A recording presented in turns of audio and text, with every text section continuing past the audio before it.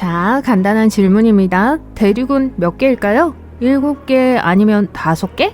정답은 없습니다. 다양한 접근 방식에 따라 4개에서 7개 사이라고 해요. 하지만 최근 그린랜드와 캐나다 사이에서 잃어버린 대륙이 발견되었기 때문에 실제로는 8개가 될 수도 있습니다. 이 새로운 대륙의 발견은 잠재적으로 소대륙 형성의 열쇠가 될 수 있습니다. 이 모든 것이 무엇을 의미하는 걸까요? 그리고 그린랜드 근처의 이 숨은 대륙이 왜 그렇게 중요한 것일까요? 아마 여러분도 저 같은 분이라면 대륙이라는 단어를 들으면 유럽이나 아프리카처럼 사람들이 사는 물 위의 땅을 떠올릴 것입니다. 하지만 과학에서 대륙은 해수면 위를 의미하는 것이 아닙니다.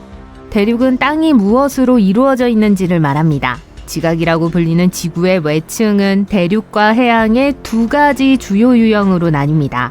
대륙 지각은 더 두껍고 가벼우며 화강암과 같은 다양한 종류의 암석으로 이루어져 있어요. 해양 지각은 더 얇고 무거우며 대부분 어두운 화산암으로 이루어져 있습니다.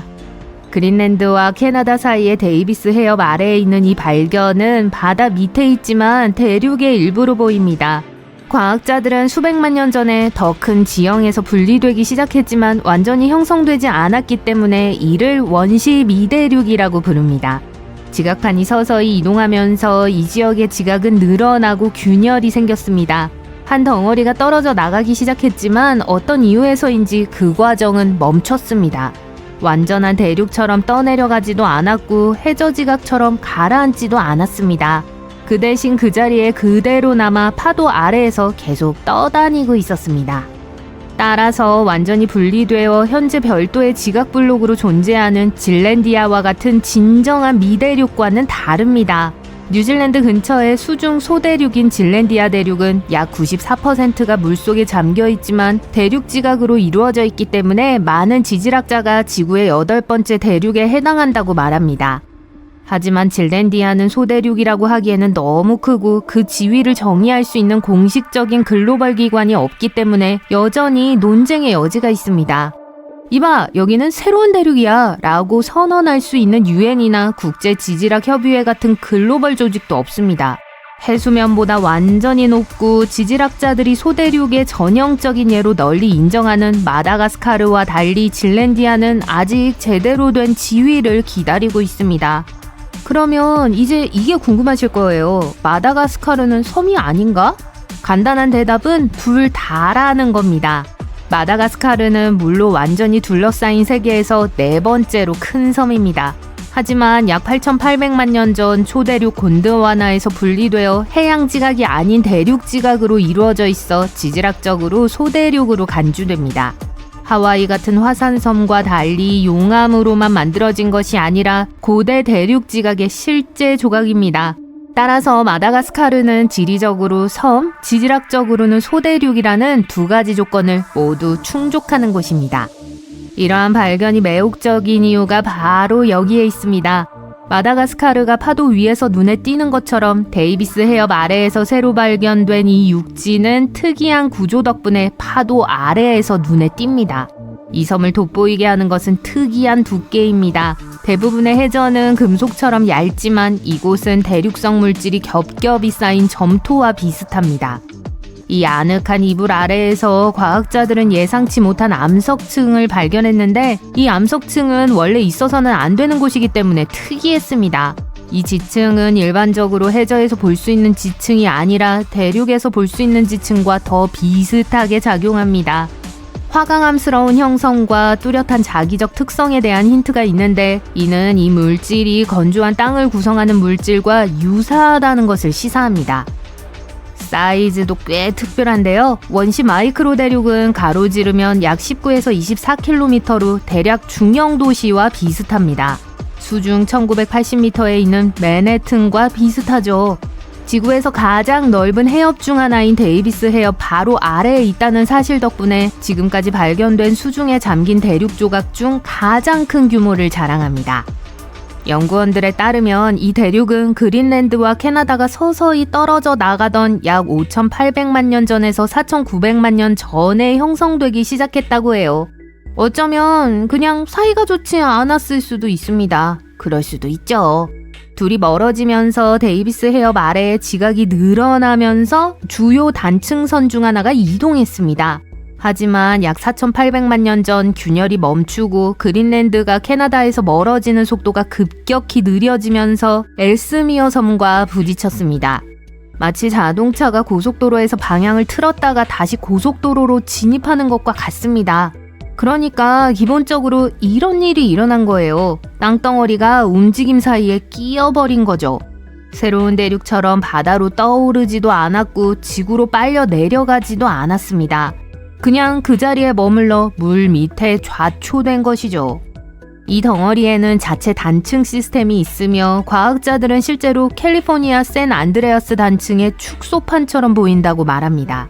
단층은 기본적으로 암석의 일부가 서로 미끄러져 지나가는 지각의 균열을 말합니다. 지구 표면이 갈라져 옆으로 미끄러지려고 하는 곳이라고 생각하시면 됩니다.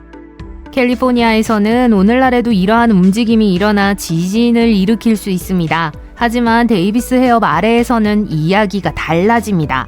움직임이 시작되었다가 갑자기 멈췄어요. 마치 큰 변화의 한가운데서 일시 정지한 것처럼 말이죠. 파도 바로 아래에 보존되어 있는 지구의 과거에 정지된 순간입니다. 지질학자들에게 이 점은 미세 대륙인 데이비스 해협을 매우 가치 있게 만듭니다.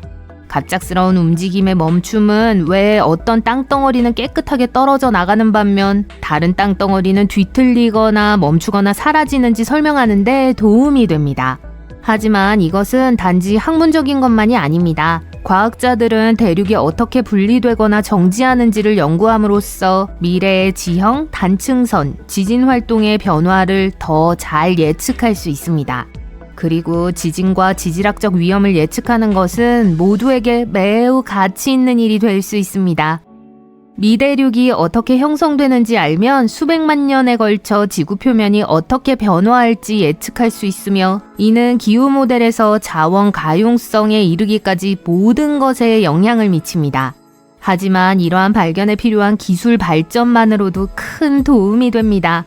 이 숨은 땅을 매핑하는 데 사용된 것과 동일한 도구가 석유 탐사, 해저 케이블 설치, 기후 모니터링, 심지어 수색 및 구조 임무에도 사용됩니다. 기술에 대해 말하자면 그린란드 근처의 이 숨은 땅덩어리는 오랫동안 보이지 않는 곳으로 남아 있었습니다. 불과 10에서 15년 전만 해도 데이비스 해협 아래의 해저는 미지의 영역이었어요. 꼭 거의 얼어붙어 있어 탐험하기 쉽지 않은 곳이었죠. 하지만 오늘날에는 현대적인 도구 덕분에 신대륙 발견은 시간 문제일 뿐입니다. 과학자들은 마침내 그 모든 물속에서 무슨 일이 일어나고 있는지 보고 들을 수 있게 되었습니다. 먼저 지진 반사 이미지를 사용했습니다. 이는 선박이 해저로 음파를 보내 반사되는 소리를 기록하는 방법입니다. 암석의 여러 층이 서로 다른 방식으로 소리를 반사하기 때문에 그 아래에 무엇이 숨어 있는지 파악하는 데 도움이 되는데 이는 마치 박쥐가 어둠 속에서 메아리를 이용해 보는 것과 비슷합니다. 인공위성은 중력 데이터를 수집하는 역할도 합니다. 이상하게 들릴지도 모르지만 암석의 종류에 따라 무게가 조금씩 다릅니다. 무거운 암석은 중력을 더 강하게 끌어당기는데 인공위성은 이러한 미세한 차이를 측정할 수 있습니다. 이러한 탐사에 일반적으로 사용되는 또 다른 도구는 수중 센서로 해저에 조용히 앉아 미니 지진이나 암석의 이동과 같은 자연 진동을 감지합니다. 이러한 진동을 통해 과학자들은 지각이 무엇으로 이루어져 있고 얼마나 두꺼운지 파악할 수 있습니다.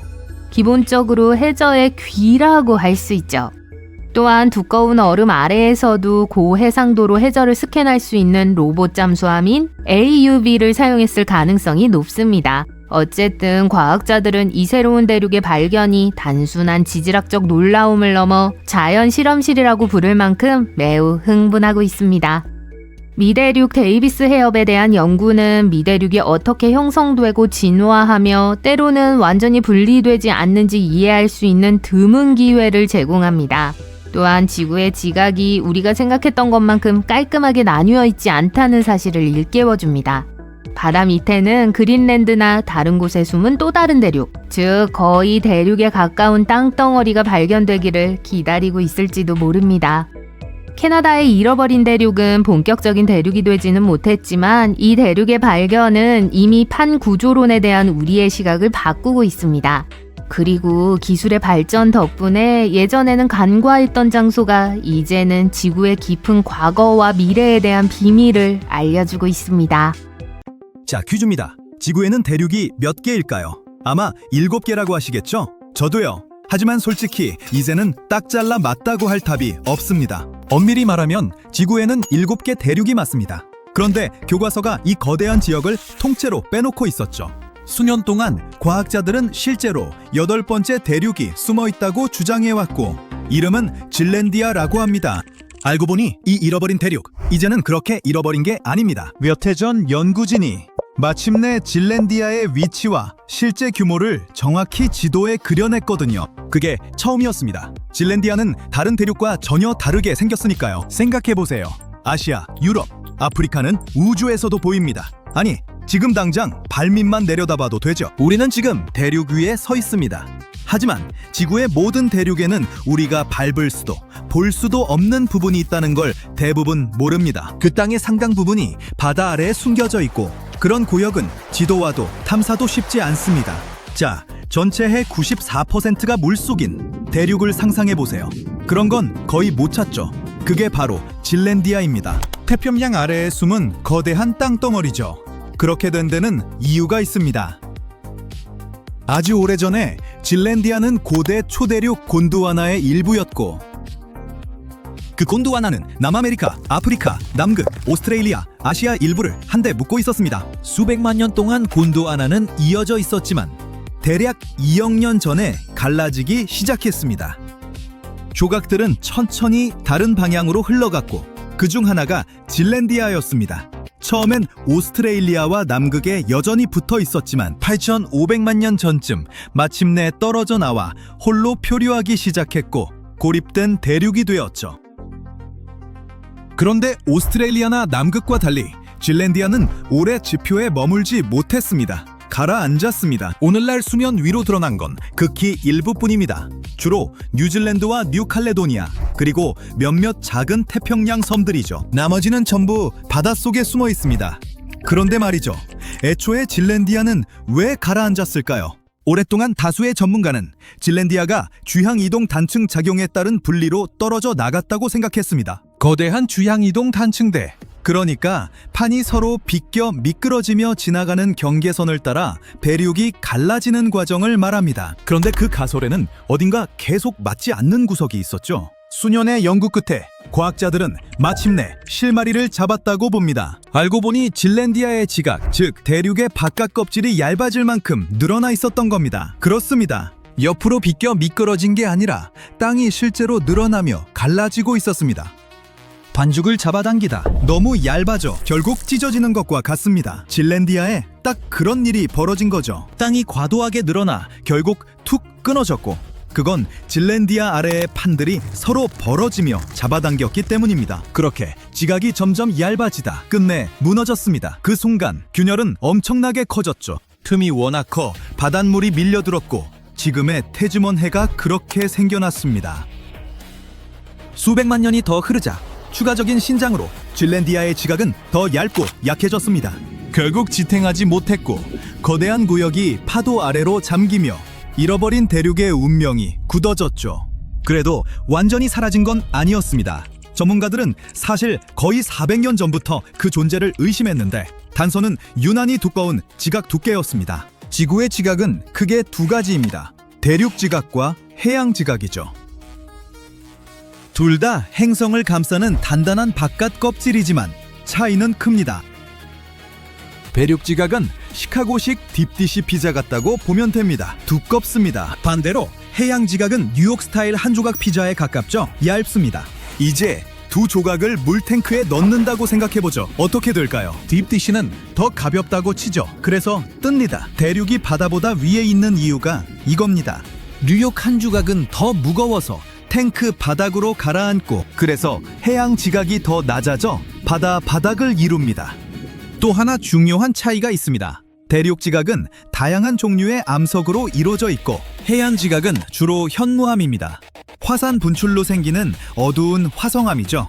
이를 바탕으로 과학자들은 첨단 기술로 남태평양을 조사했고 결과는 놀라웠습니다. 평범한 해저라고 여겨졌던 구역들이 실제로는 현무암이 없고 일반적인 해양 지각보다 훨씬 두꺼웠던 겁니다. 그렇다면 잠긴 뉴욕 스타일 피자가 사실은 시카고 딥디시였던 걸까요? 그렇습니다. 질랜디아의 지각이 다른 대륙보다 여전히 얇긴 해도 진짜 해양 지각에 비하면 훨씬 두껍습니다. 바다 바닥과 대륙 파편이 섞인 짜깁기가 아니라는 뜻이죠. 전부 대륙 지각인데 다만 물에 잠긴 형태일 뿐입니다. 통공 14년 2월 과학자들이 큰 발표를 했습니다. 지구에는 대륙이 8개다. 짜잔! 하지만 당시만 해도 질랜디아가 실제로 어떻게 생겼는지는 몰랐습니다. 제대로 된 지도조차 없었거든요. 그래서 아직도 많은 사람이 그 존재를 모르는 겁니다. 과학계 내부에서도 이를 8번째 대륙육이라 부르는데 모두가 반긴 건 아니었습니다. 바다 밑에 이상한 땅덩어리가 그저 잠긴 파편이거나 마이크로 대륙들의 모음일 뿐이라고 보는 이들도 있었죠. 그런데 말이죠. 그런 큰 발표 전부터 국제연구팀은 이미 탐사를 위해 배를 띄웠습니다. 그들은 뉴칼레도니아 근해, 정확히는 산호해의 페어웨이 융기에서 북부 질랜디아 해저 암석 시료를 채취했죠. 6해가 흐른 뒤 바로 그 시료가 질랜디아의 중대한 비밀을 풀었습니다. 실제 크기였습니다.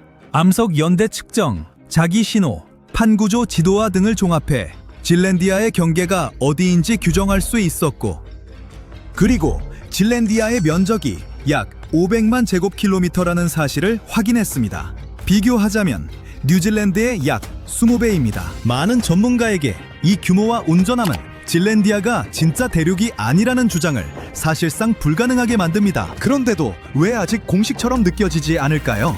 지도에서 잘 보이지도 않잖아요. 모두가 이것을 배륙이라 부르자고 합의하기가 어렵기 때문입니다. 사람들이 유독거리는 가장 큰 이유는 의외로 단순합니다.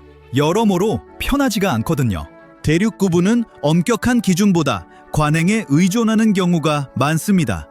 관점에 따라 넷, 다섯, 여섯 혹은 7개의 대륙을 인정하기도 하고, 대륙을 관장하는 기관 같은 건 없으니 새 대륙 이름을 정하겠다며 국제위원회가 나와 TV에서 선언할 일도 없습니다. 대륙이 몇 개인지 공식 목록을 만드는 것도 마찬가지죠. 거의 전부가 물속이라는 점도 질랜디아에게 불리합니다.